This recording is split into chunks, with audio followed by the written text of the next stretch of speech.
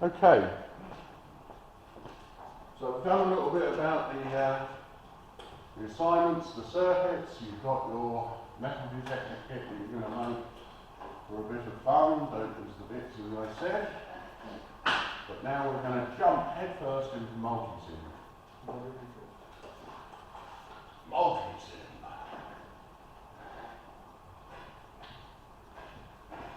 And its brother or sister, if you like, is called Altiboard.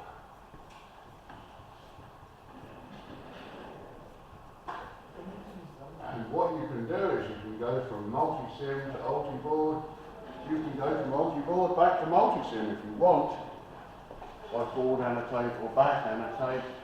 And it's a means by which we can make printed circuit boards. So this thing simulates,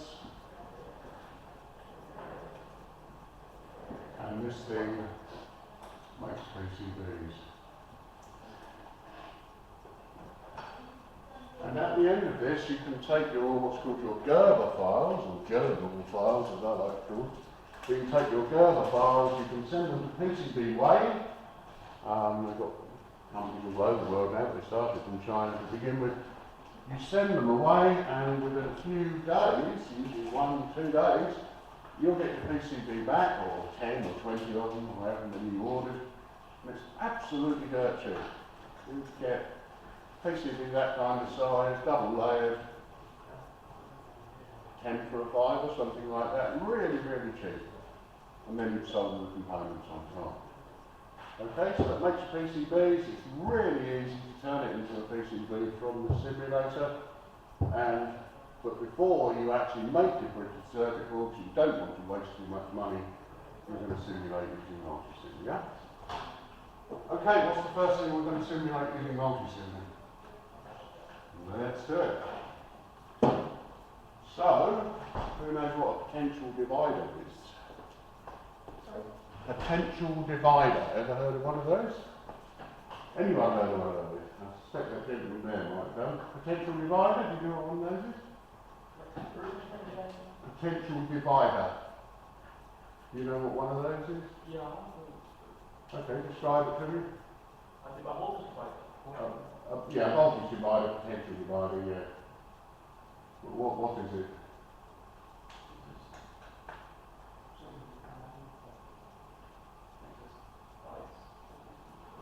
Yeah, well, you're making all the right noises, bias and all the rest of it, yes, good.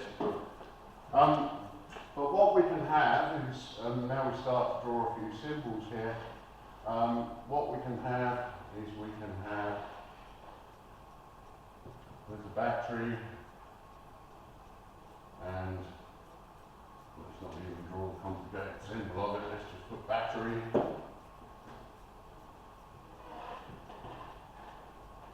So we take a battery, and what we can do with that battery is I can just put a resistor across here, couldn't I? And what do you think is going to happen? You have like two resistors, and you have like the out. So the out is voltage by the resistor, the resistor over the sum of the resistors.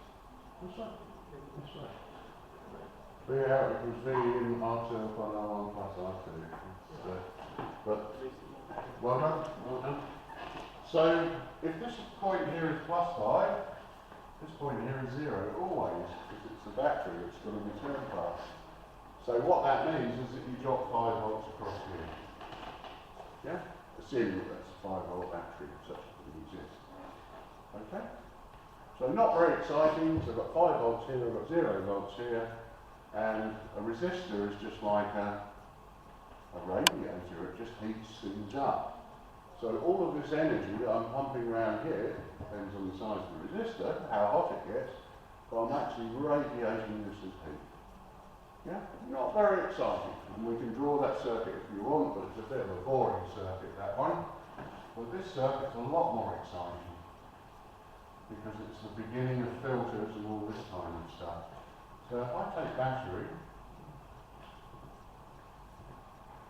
and I do this to it, so I put a resistor like this, I could draw it differently if I wanted to, and a resistor like this, Now suddenly some of the voltage is going to get dropped across here.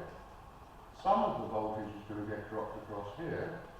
So we're going to have volt drop A, volt drop B. But at this point here, if we measure this with a voltmeter,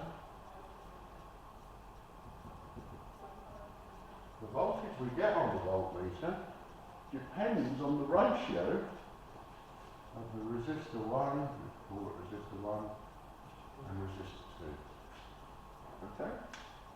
If you don't understand that, you'll see it better.